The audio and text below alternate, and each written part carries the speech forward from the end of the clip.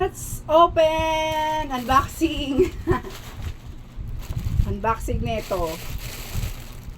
So, first things first.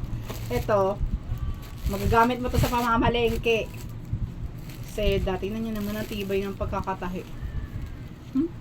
Look at that. Marami na ganito. Gamit na gamit talaga siya para mabawasan ng plastic sa mundo. Ay! Para mabawasan ka. So, may kasama siya ang plastic na rin, nakabuhol. Bigyan naman ng buhol niya. After a few moments later. Parang ayaw makakuha. Hirap na buksan. Baka naman ako. Wait lang guys, kalma. A few minutes later.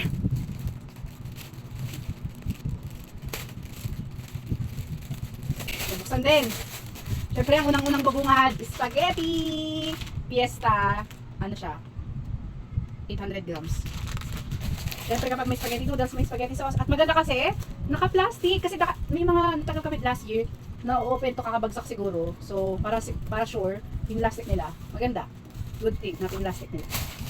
Tapos, Swiss Miss! Ilan to? 1, 2, 3, 4, 5, 6, 7, 8, 9, 10. 10 na Swiss Miss. Masarap nito. Hot or cold, masarap. Parehas. Ano ba ba?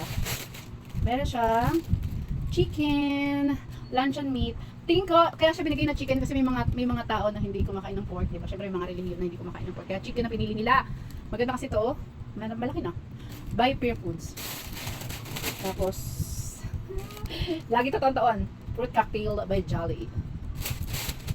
And of course, meron condensed panggawa ng salad. Kompleto na yan. At ang maganda is tawa-tawa na sa high blood. Sasawa ko high blood. Na high blood sa akin. So may Del Monte. Bago to ha, ngayon lang may ganito. Del Monte, no sugar added. Del Monte pineapple juice. Hindi ako natutuwa eh. Hindi talaga ako natutuwa. Guys, chips, chocolate chip, cookies. Tapos, wala pang bawas yan, boy. Nakasealed pa yan. Happy ang Christmas ng taga-Pasig. Yun lang.